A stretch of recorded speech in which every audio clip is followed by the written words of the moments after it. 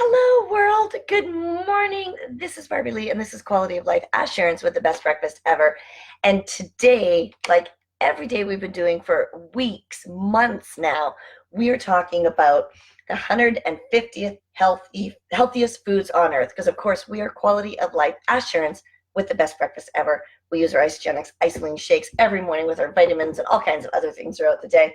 But we always start our day with the Isagenix isolene shake. And today we're going to talk about coffee. Now, I don't like coffee.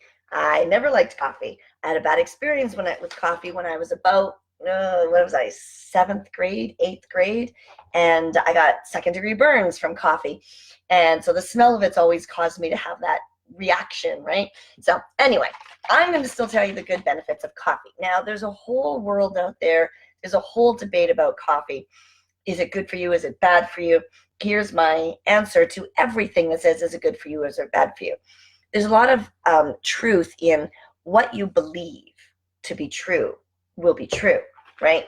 So I remember years ago, so if any of you have ever watched The Secret or know who Michael Beckwith is, sorry, my book's falling. He's the spiritual advisor, the spiritual director at Agape. And we were doing this Thanksgiving thing, and he looked at a piece of brownie. He goes, I transmute thee into broccoli. He pops it in his mouth. Anyway, he truly believed he could do that. So I'm like, yay, I could do that. Anyhow, so today we're talking about coffee. So there are all kinds of studies. And look, there is a ton of information about coffee, right? Like there's pages of it in this coffee.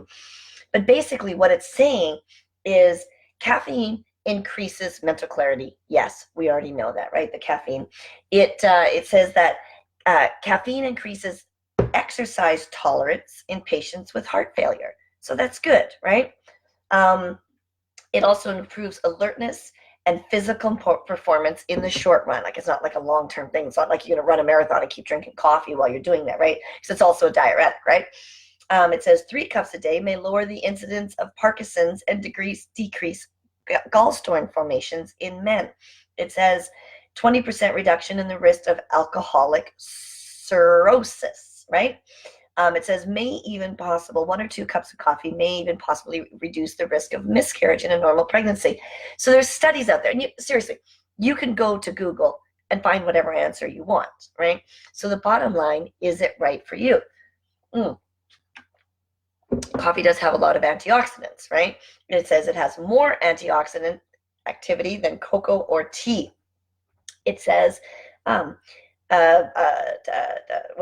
trying to read here. In one study, researchers in Italy gave a standard amount, about 200 mils of brewed coffee, to 10 healthy, non-smoking, moderate coffee drinkers, and found that it produced a 5.5% increase in plasma antioxidant capacity that was mostly maintained for about 2 hours. So it helps to boost antioxidants, right? Then they did a study of 41,000 postmenopausal women. And it said the consumption of coffee, a major source of dietary antioxidants, may inhibit inflammation and therefore reduce the risk of cardiovascular disease and other inflammatory diseases in postmenopausal women. That was a study of like 41,836 women. That's a pretty big study, right? So it talks about the truth about coffee and blood sugar, and it says that it got a bad rap, but it says there's questionable information whether coffee significantly raises blood sugar or insulin. So here's the thing about coffee, though. You always want to know where it's sourced, right? Not all coffee is created equally, just like not all, goji or acai berry is created equally. Not all beef is grown equally, right? So you really have to look at the source, and especially when it comes to fish and stuff too, right?